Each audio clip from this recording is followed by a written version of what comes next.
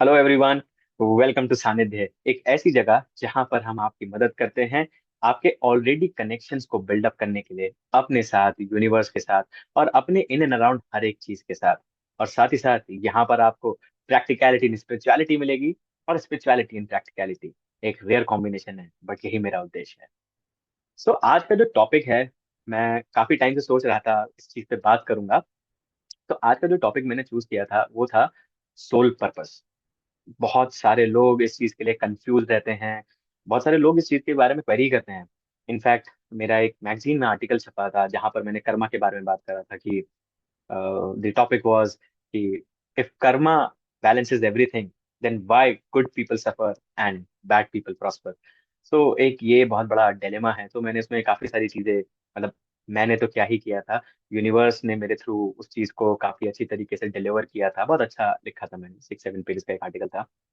उसको पढ़ के भी काफी सारे लोगों ने मुझे अप्रोच किया। साथ ही साथ कई बार लोग मेरे पुराने आर्टिकल्स पढ़ते हैं जहाँ पर मैंने टैलेंट के बारे में, काफी सारी चीजों के बारे में बात करी है। तो लोग यही पूछते हैं कि भाई अपना सोल पर्पस कैसे फाइंड करें। तो एक्चुअली एक बहुत बहुत बहुत ही गहन टॉपिक है ये, और बहुत मुश्किल है एक बार में समझाने में। बिकॉज मुझे पता है आजकल किसी के पास भी इतना टाइम नहीं होता कि वो, मतलब पूरी वीडियोस 1-1 घंटे 2-2 घंटे की चीजें समझ सकें। इसलिए मैंने ये सोचा है कि मैं 10-10 मिनट की वीडियोस बनाऊंगा और उसी में जितनी चीजें एक्सप्लेन कर पाऊंगा करूंगा। एंड रील्स मेरे को थोड़ा पसंद नहीं है, बिकॉज 30 सेकंड में कोई चीज डिलीवर करना, to be true, that's not my forte. मैं नहीं कर सकता। मुझे चीजों को एक्सप्लेन, उसकी मैकेनिक्स, सब चीजों के बारे में बात करना पसंद है। तो बात करते हैं सोल पर्पस की। सोल पर्पस जब हम बात करते हैं, पहले तो जब भी किसी के दिमाग में आए ना कि मेरा सोल पर्पस क्या है, तो आप ये मान के चलिए, अगर आपके दिमाग में ये क्वेश्चन उत्पन्न हो रहा है, आ रहा है, तो भाई आप कहीं ना कहीं कनेक्टेड हैं। आप कहीं ना कहीं थोड़ा सा स्पिरिचुअल बैंड ऑफ माइंड रखते हैं। और आप कहीं ना कहीं कुछ ना कुछ आपका कॉम्बिनेशन ऐसा है कि स्पिरिचुअलिटी से आपका कनेक्शन है फॉर श्योर। नहीं तो ये लोगों को आता ही नहीं। बहुत ही कंसेप्ट्स हैं इसके बारे में, बहुत सारे कंसेप्ट्स हैं, बहुत सारी चीजें बोली गई हैं।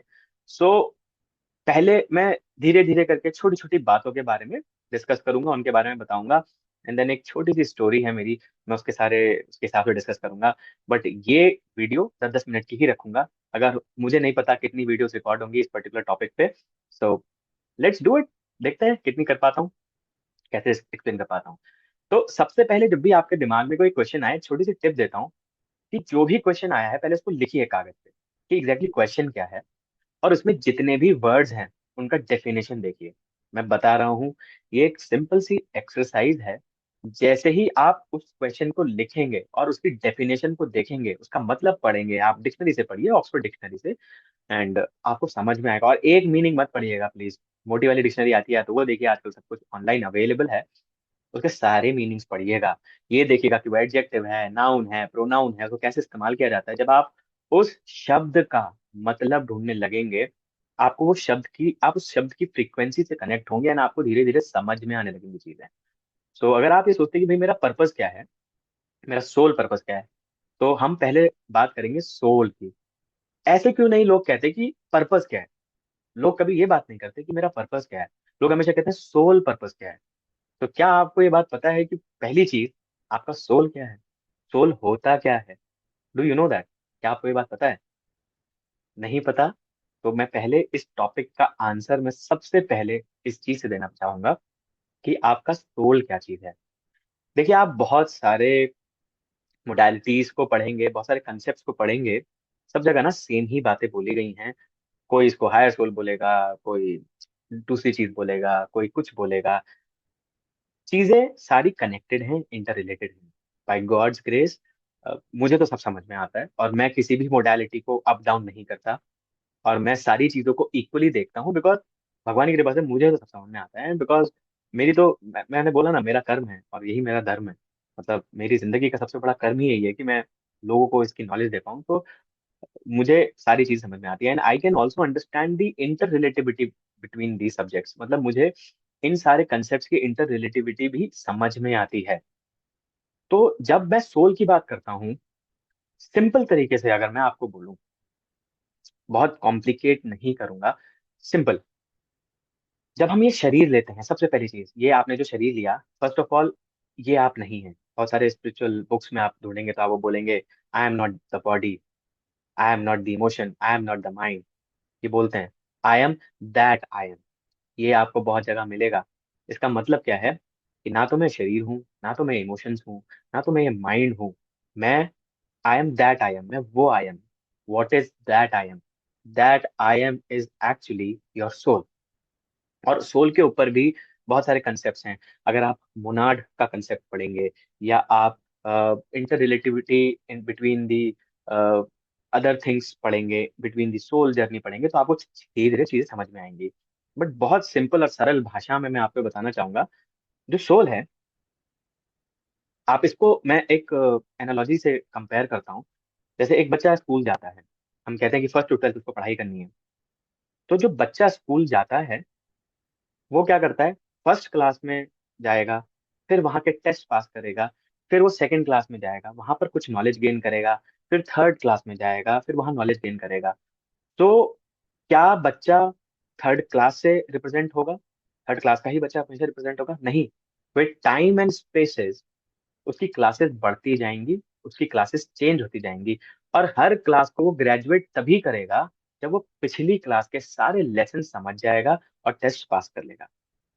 सेम वे, हमारा जो ये शरीर है, ये एक तरीके से, ये जो बर्थ है, एक बर्थ है शरीर के साथ, वो आपने इस बर्थ में एक पर्टिकुलर लेसन्स को लेने के लिए करी है। अब कई लोग मुझे बोलेंगे कि भाई, हम तो नहीं मानते कि पुनर्जन्म होता है या नहीं होता। Again there is one more video, आप देखिएगा। आप क्या सोचते हैं उससे मुझे घंटा फर्क नहीं पड़ता। बिकॉज यही कंसेप्ट हैं, जो बहुत सारे ऐसे कंसेप्ट हैं जिनको एक्सप्लेन करते हैं। अगर आपको रिसर्च वर्क पढ़ना है, एक है आउट ऑफ बॉडी एक्सपीरियंस होता है, और एक होता है एनडीई, नियर डेथ एक्सपीरियंस। इसके बारे में पढ़िएगा, you will be amazed to see the researches. Research करी गई दुनिया में, जितने भी लोगों को एनडीई हुआ और नियर डेथ एक्सपीरियंसेस हुए, कई लोगों ने मिलकर के रिसर्च करी है। अगेन मैं रिसर्च पार्ट पे नहीं जा रहा, आप रिसर्च करिए अपनी, है ना। आप अपना थोड़ा दिमाग को इन्वेस्ट करिए, टाइम इन्वेस्ट करिए अच्छी चीजों को पढ़ने में। Not to just look at the bad reels and nudity. वो आपके दिमाग को खराब करेगी, या नॉनसेंस वीडियोस की जगह इसको पढ़ने में कोशिश करिए, अगर आपका थोड़ा सा भी स्पिरिचुअल बेंड ऑफ माइंड है। तो एनडी का जो पर्टिकुलर रिसर्च वर्क था, उसमें देखा गया कि जो बहुत बहुत अलग अलग दुनिया में लोगों को एनडी हुआ, मतलब नियर डेथ एक्सपीरियंस हुआ। नियर डेथ एक्सपीरियंस मतलब लोग मरे और मर के जिंदा हो गए। तो जो उसके बाद लोगों ने एक्सपीरियंस शेयर किया दुनिया के साथ, उसमें एक सिमिलैरिटी और एक पैटर्न था। लोग अलग अलग धर्म के थे, लोग अलग अलग सेक्सुअलिटी के थे, लोग अलग अलग रीजन के थे, और कुछ लोग ऐसे थे जिन्होंने कभी किसी दुनिया से किताब नहीं पढ़ी, अनपढ़ थे, उसके बावजूद उनका एक्सपीरियंस सेम रहा। फॉर एग्जाम्पल, किसी को चाइना में नियर डेथ एक्सपीरियंस हुआ, किसी को यूरोप में हुआ, किसी को अमेरिका में हुआ, और किसी को इंडिया में हुआ। सबका जब रिसर्च करा गया तो पता चला नियर डेथ एक्सपीरियंस एक पर्टिकुलर फिनोमिना है जो हो रहा है, और ह्यूमंस के साथ हो रहा है। और उसका जो कहना चाहिए, एक एक जो चीज है, जो सब लोगों को सेम एक्सपीरियंस हो रही है, उनके बीच में कोई कनेक्टिविटी भी नहीं है। और ये एक्सपेरिमेंट बहुत पहले हुआ था, रिसर्च बहुत पहले हुई थी, तब इंटरनेट इतना ज्यादा नहीं था। तो एक्सपीरियंस पता चला कि उन सबके बीच में एक सिमिलैरिटी थी। सबको एक पर्टिकुलर पाथ दिखता था, सबको एक टनल टाइप की रोशनी दिखती थी, वो वहां से जाते थे। किसी को कोई आवाज आती थी, किसी ने कोई बुक देखी और बोला, आपका समय पूरा नहीं हुआ है, आपको वापस जाना पड़ेगा। ये एक्सपीरियंस सबको हुआ है। नियर डेथ एक्सपीरियंस का जो ये पर्टिकुलर एक फिनोमेना था, बिना किसी इंटर रिलेटिविटी के, बिना किसी कनेक्टिविटी के, उसके बावजूद सबका एक्सपीरियंस सेम था। इसका एक्सप्लेनेशन कहीं नहीं है, इसका एक्सप्लेनेशन किसी के पास नहीं है।